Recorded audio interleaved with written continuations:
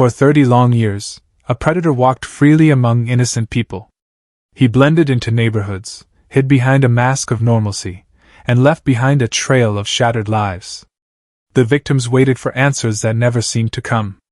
Families lived with grief, anger, and the haunting question, why wasn't he caught sooner? This is the chilling story of Harold Benton, a man who eluded justice for decades, only to face shockingly little punishment when the truth was finally uncovered. In the summer of 1985, the town of Millwood was the kind of place where neighbors left their doors unlocked and children rode bicycles through the streets without fear. It was a community that believed it was safe from the kinds of horrors that made headlines in bigger cities. That illusion shattered when two young women vanished within weeks of each other. The first was 20-year-old Laura Jennings, a college student home for the summer. She had been last seen leaving a friend's house late one evening, her small red car discovered days later abandoned near an overgrown back road. The keys were still inside, the driver's seat pushed back slightly farther than she would have positioned it. To police, the signs were troubling but inconclusive. A runaway? A personal dispute? In those first days, no one thought the worst.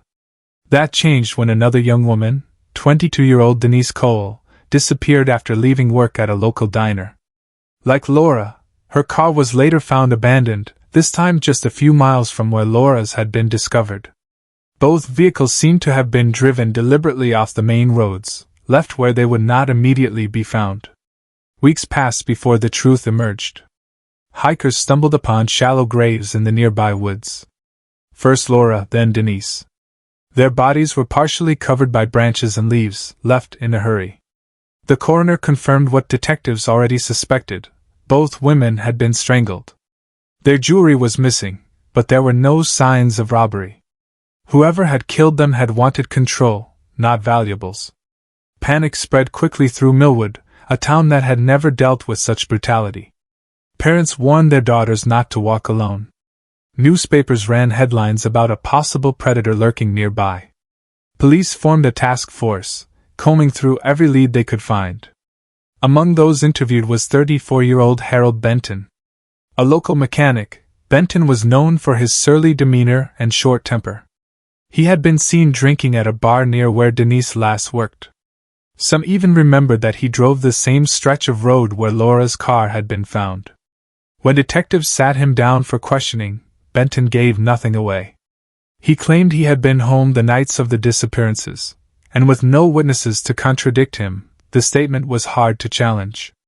Police searched his vehicle but found nothing of interest. In 1985, there was no DNA database, no advanced forensic methods to fall back on. The evidence they had was circumstantial at best. Without more, they were forced to let him go.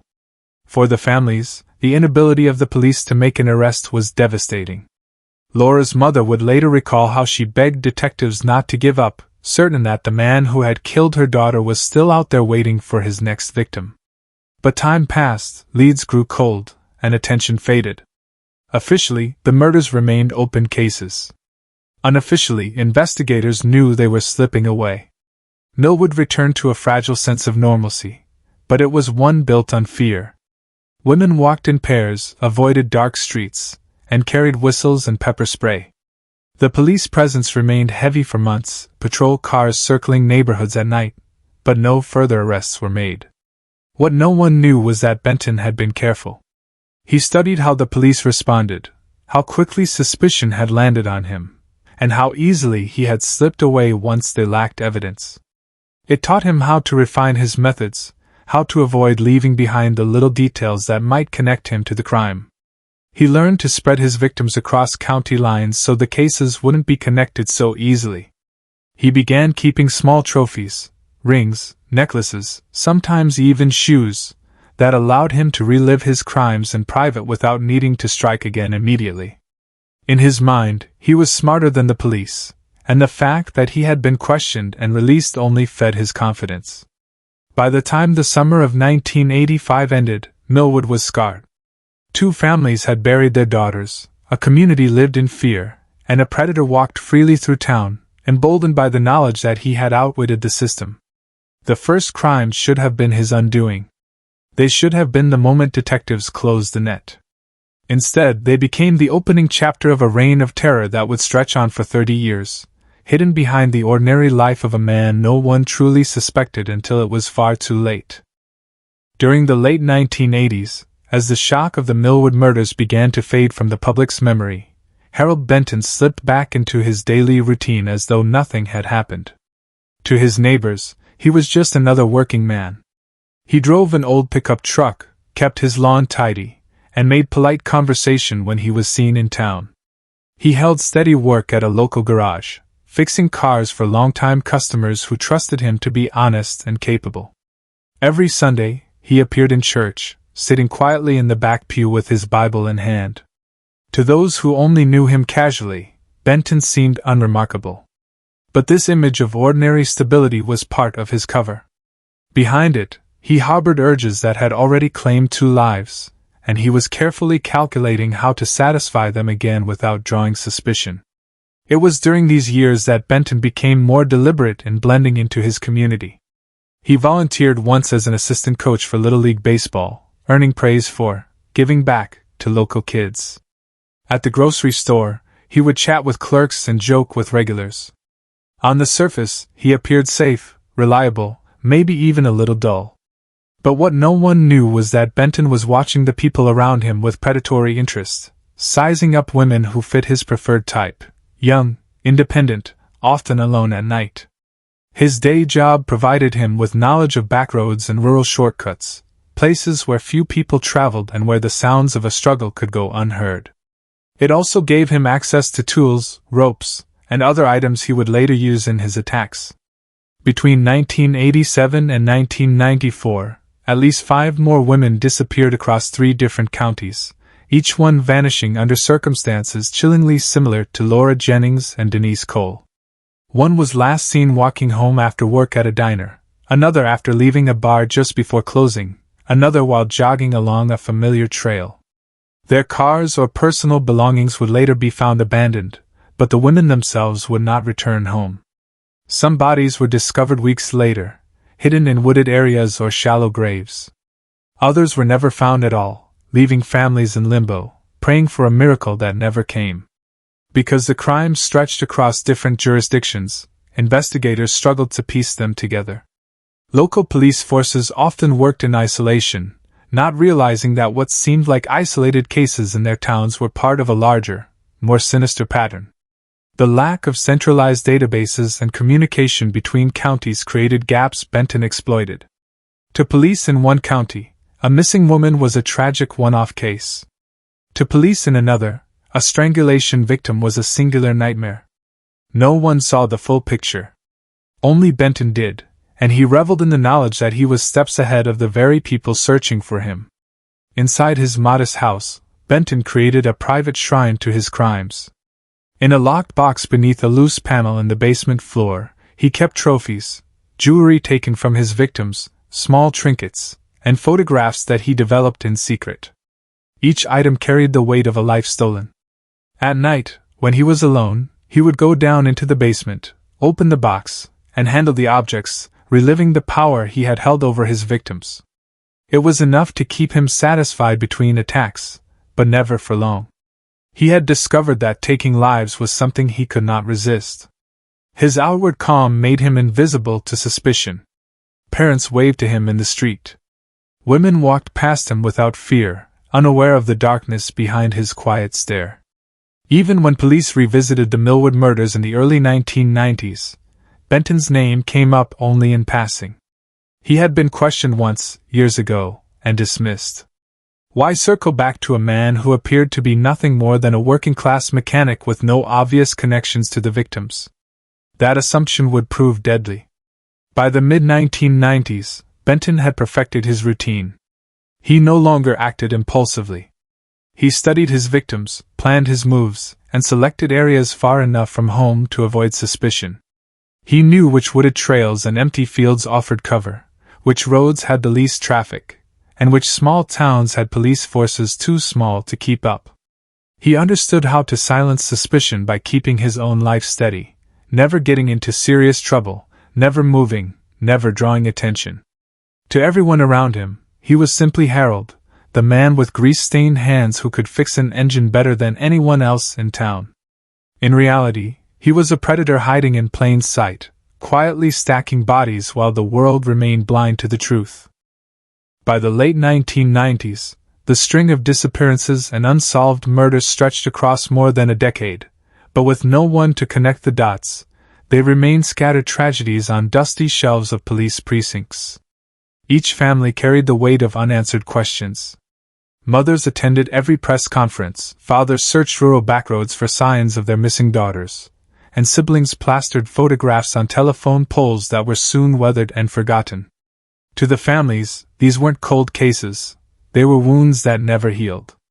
To law enforcement, they were tragedies without leads, files growing colder with every passing year. Benton, meanwhile, watched it all with a quiet satisfaction, knowing that his careful planning had worked. For detectives in Millwood, the frustration was constant. They knew Laura Jennings and Denise Cole had been murdered by the same man back in 1985, but after years of chasing false tips and interviewing dead ends, they were no closer to a suspect. Across county lines, in neighboring jurisdictions, other investigators were struggling with their own mysteries.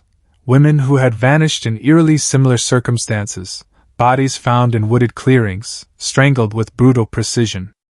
But in an era before streamlined databases or nationwide communication between departments, these similarities remained hidden. Each sheriff's office was convinced they were dealing with isolated crimes. What no one saw was that the same man was weaving his crimes across their maps, counting on bureaucracy to shield him. The 1990s brought a glimmer of hope in the form of DNA analysis, a breakthrough that promised to revolutionize investigations. Families of the missing begged detectives to revisit old cases, to test what evidence remained. Some of the victims' clothing had been preserved, though poorly, in aging storage lockers. Cigarette butts, hair samples, and fibers had been boxed up and mostly forgotten. Detectives sent them off to the labs with the hope that the new technology would reveal something. But the system was overwhelmed. The backlog of cases awaiting DNA analysis was staggering. Samples from the Millwood murders languished in line for years, while Benton carried on with his life as though nothing had happened. For Benton, these years only reinforced his belief that he was untouchable. He read newspaper articles about advances in forensic science and smiled to himself, knowing that so much of the evidence from his earliest crimes had been contaminated or lost. He knew that he had been careful, that he had left little behind. He grew older, but he didn't stop. In 2001, another woman disappeared after leaving a nightclub in a nearby city. Her case made headlines briefly, her smiling face plastered on television screens, her distraught parents pleading for her return. But as days stretched into weeks, the attention faded. Without evidence, without witnesses, the case slid into the same limbo as the others. Benton had been hunting for more than 15 years, and still, no one saw him.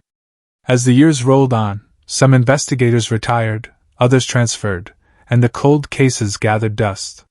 Families of victims wrote letters to governors, prosecutors, anyone who would listen. Some grew bitter, certain the system had abandoned them. Others clung to hope that one day the truth would surface. When detectives revisited the Millwood cases in 2015, they were met with boxes of evidence that looked more like relics than viable leads. Yet tucked away in one of those boxes was a piece of fabric from Laura Jennings's clothing, carefully sealed decades earlier. It was sent for testing, and this time, technology had advanced enough to produce results. A partial DNA profile was extracted, the faint genetic echo of the man who had killed her.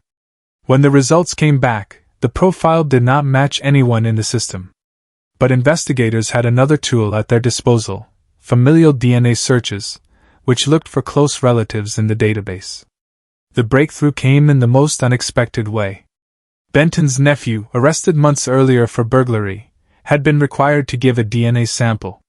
The system flagged a partial match, indicating a close relative of the burglar might be tied to Laura Jennings's murder. That relative was Harold Benton. Detectives moved quickly. After decades of frustration, they finally had a thread to pull. They began quietly surveilling Benton, watching his every move. At 64, He was grayer, slower, and outwardly unremarkable, but when police finally obtained a warrant to search his home, they uncovered the truth that had been buried for 30 years. In his basement, beneath a hidden panel, was the locked box containing his private trophies, jewelry belonging to victims, shoes, photographs of terrified women bound and gagged, and even handwritten notes describing his crimes. Each item was a silent testament to the lives he had taken, and the evidence detectives needed to finally prove what so many families had suspected all along. After decades of mistakes, indifference, and lost time, Harold Benton was finally in custody. But as the families would soon discover, catching him was only half the battle, and justice, after so many years, would prove to be far less than they had ever hoped for. When Harold Benton was finally arrested in 2016, the news spread quickly through Millwood and the surrounding counties. For the families who had waited decades for answers, the moment felt almost surreal. Some had grown old carrying the weight of grief, others had died without knowing the truth, and for those who remained, Benton's capture was like a long-awaited storm breaking after years of drought.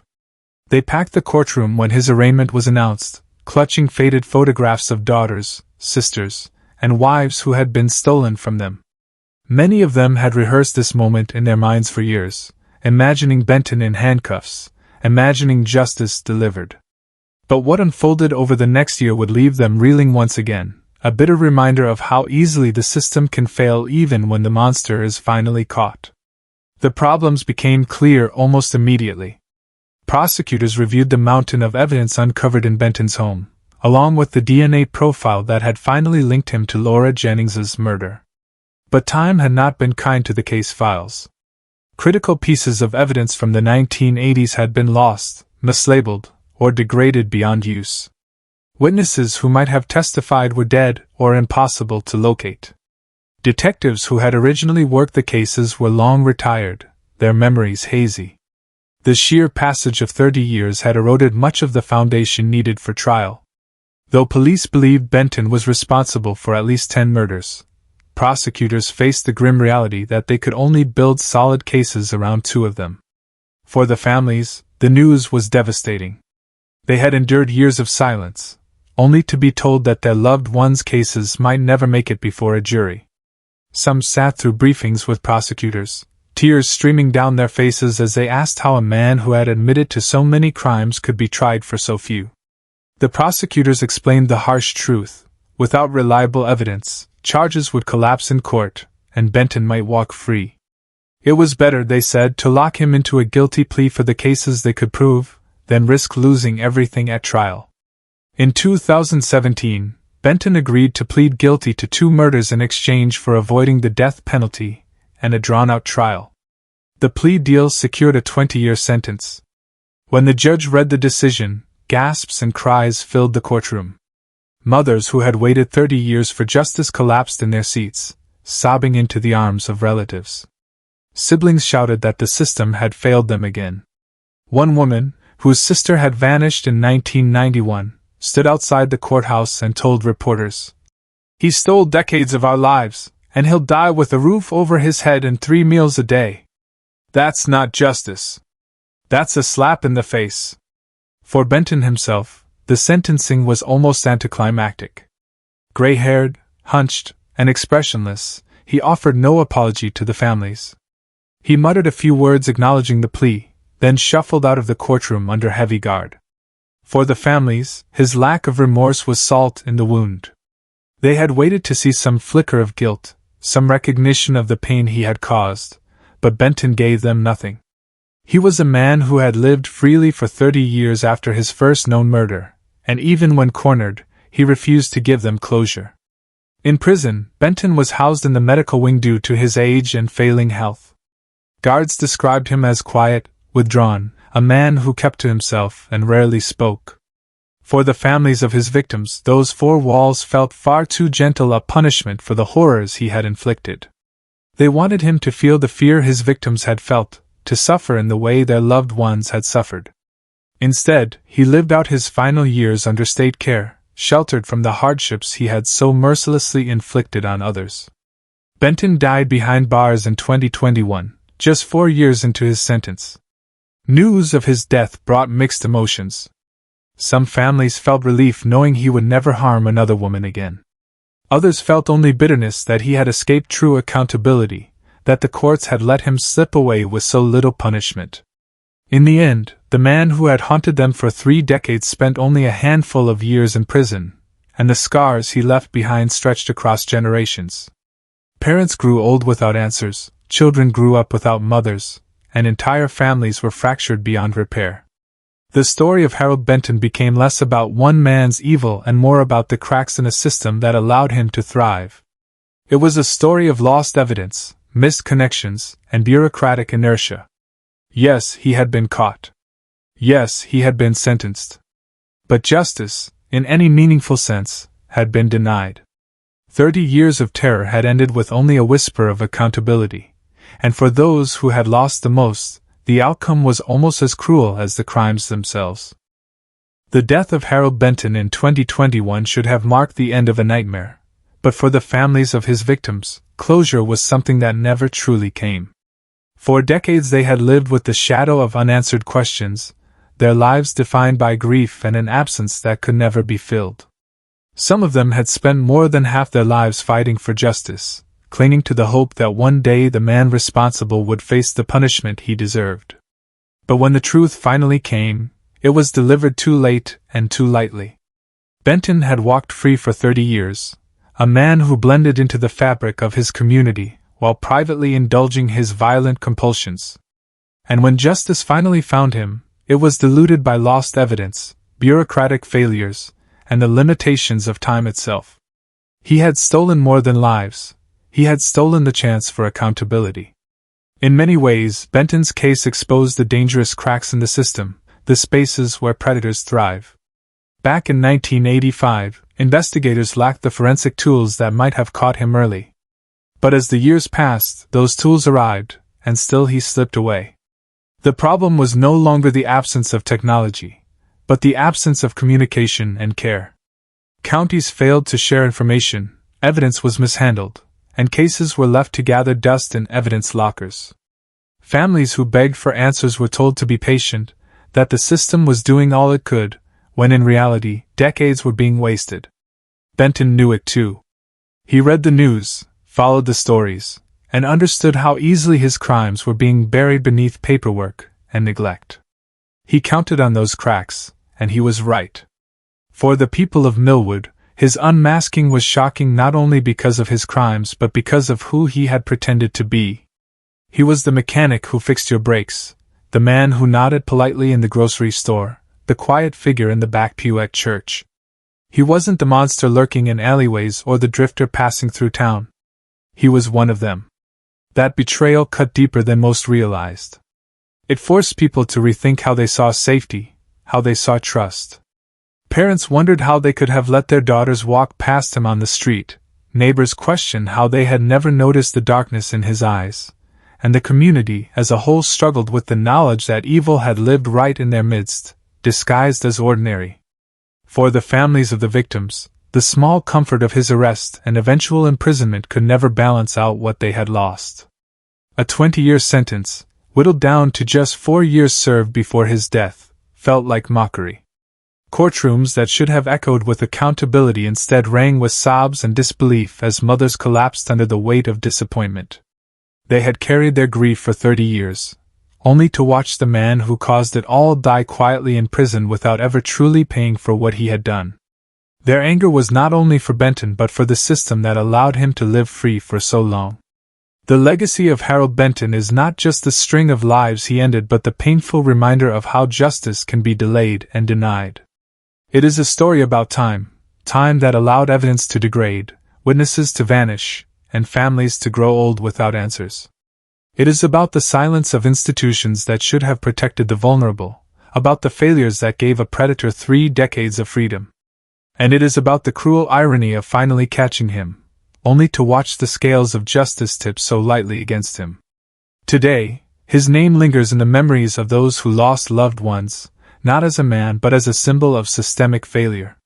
For them, there is no closure, only endurance. They continue to speak out, to push for reform, to ensure that no other family waits 30 years for justice that never truly comes. And perhaps that is the only legacy worth holding on to, that out of their pain comes a determination to change the system, so the next Harold Benton cannot slip so easily into the shadows. The story of his crimes is horrifying enough, but the story of how he evaded justice for so long is what makes it unforgettable.